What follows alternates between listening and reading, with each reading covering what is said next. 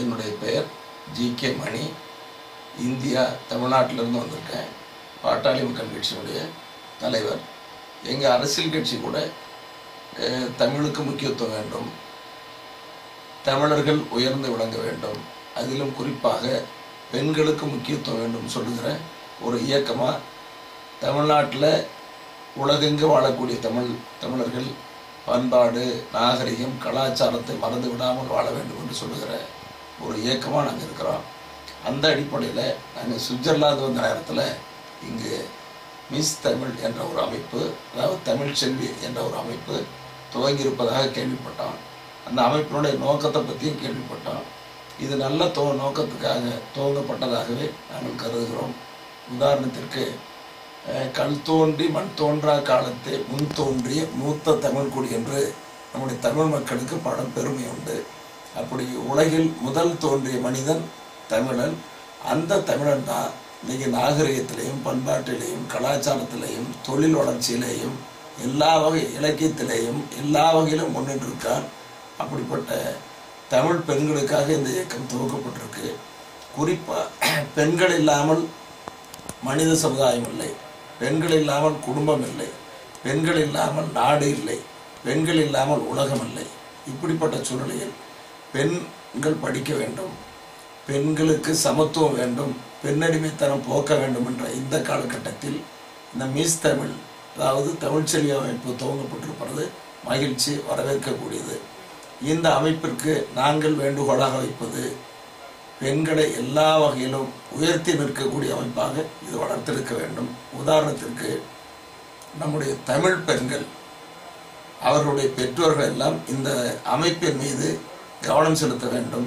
காரணம், பெண்கள் இளமையிலிருந்து நல்ல ஒழுக்கமுள்ள பெண்களாக, குடும்பத்தினுடைய பாரம்பரியத்தை காக்கக்கூடிய பெண்களாக, தமிழ் சமுதாயத்தின் மீது பற்று கொண்ட பெண்ணாக, தமிழ் மொழி பற்றுடைய பெண்ணாக வளர வேண்டும்.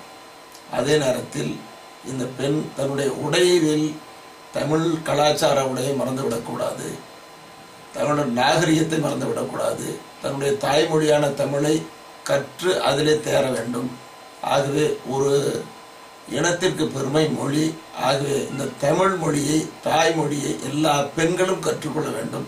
அதற்கு பெற்றோர்களும் உறுதுணையாக இருக்க வேண்டும். உடை அணிதலே மாறுதல் கூடாது. ஆகவே இப்படிப்பட்ட தமிழ் பெண்கள் வளர வேண்டும்.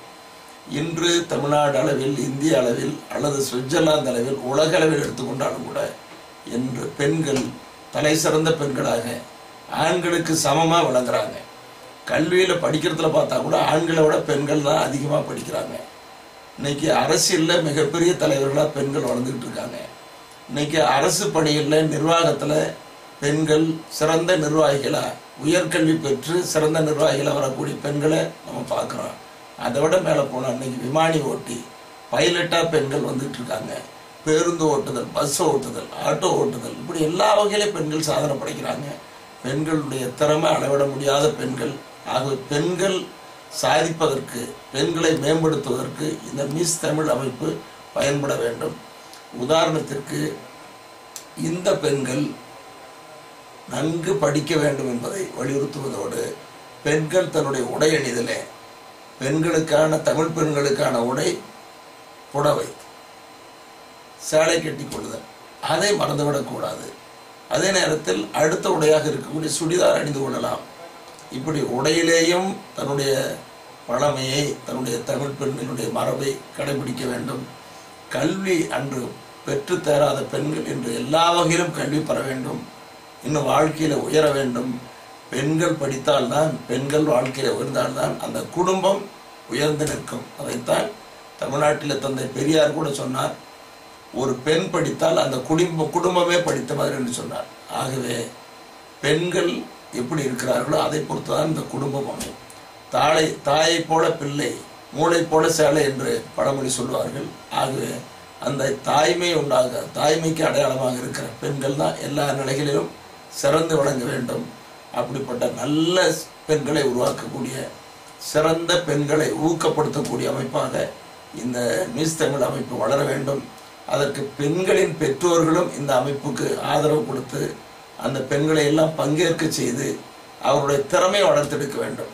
இதில் முதல்ல கல்வி, கல்விக்கான போட்டி, உடையணிதல் அதற்கான போட்டி, பெண்கள் அவர்களுடைய திறமை வெளிப்படுத்துதல், ஆடல், பாடல், பேச்சு, கருத்துக்களை சொல்லுதல் அல்லது நிர்வாக திறமைக்கான பெண்கள், அவர்கள் எந்த பெண்களிடத்தில் என்ன திறமை இருக்கிறதோ அந்த திறமையை இதன் மூலமாக வெளிப்படுத்தக்கூடிய வாய்ப்பு. இப்படி போட்டி நிறைந்த இந்த உலகில் திறமையான பெண்களை வளர்த்தெடுப்பதற்கு இந்த அமைப்பு உதவ வேண்டும், வழிகாட்ட வேண்டும். இந்த அமைப்பில் பெண்களுடைய பெற்றோர்களும் கவனம் செலுத்த வேண்டும். பெற்றோர்கள் தங்களுடைய குழந்தைகளை, பெண்களை இதில் பங்கேற்க செய்து அவர்களை ஊக்கப்படுத்த வேண்டும், மேம்படுத்த வேண்டும், வளர்த்தெடுக்க வேண்டும் என்று பெற்றோர்களுக்கு வேண்டுகோள் வைக்கிறேன். குறிப்பாக இந்த மிஸ் தமிழ் சுவிட்சர்லாந்து, தமிழ் செல்வி என்ற இந்த அமைப்பு பெண்களுக்கு வழிகாட்டக்கூடிய அமைப்பாக, பெண்களை நன்கு மேம்படுத்தக்கூடிய அமைப்பாக, தமிழ் பெண்கள் வளர்ந்து நிற்கிற நிலைக்கு உருவாக்க வேண்டும். அதற்கு இந்த அமைப்பு உதவ வேண்டும். அப்படி பெண்கள் மேம்பாட்டுக்காக தொடங்கப்பட்ட இந்த அமைப்பு பெண்களை மேம்படுத்தி இந்த இயக்கமும் வளர வேண்டும் என்று வாழ்த்துகிறேன். அதே நேரத்தில் என்னுடைய அன்பான வேண்டுகோள், இந்த அமைப்பின் ரீதியாக தமிழ் பெண்களை இழிவுபடுத்தக்கூடிய, கொச்சைப்படுத்தக்கூடிய எந்த நிகழ்வும் இடம்பெறக்கூடாது. இது ஒரு எடுத்துக்காட்டான அமைப்பாக இருக்க வேண்டும் என்பது என்னுடைய அன்பான வேண்டுகோள். ஆகவே இந்த வேண்டுகோளின் அடிப்படையில் இந்த இயக்கம் வளர வேண்டும் என்று இந்த மிஸ் தமிழ் இயக்கத்தை, தமிழ்ச்செல்வி அமைப்பை நான் இது வளர வேண்டும், பல்லாண்டு வளர வேண்டும், நிலைத்து நிற்க வேண்டும், வாழ்க வளர்க என மனதார வாழ்த்துகிறேன்.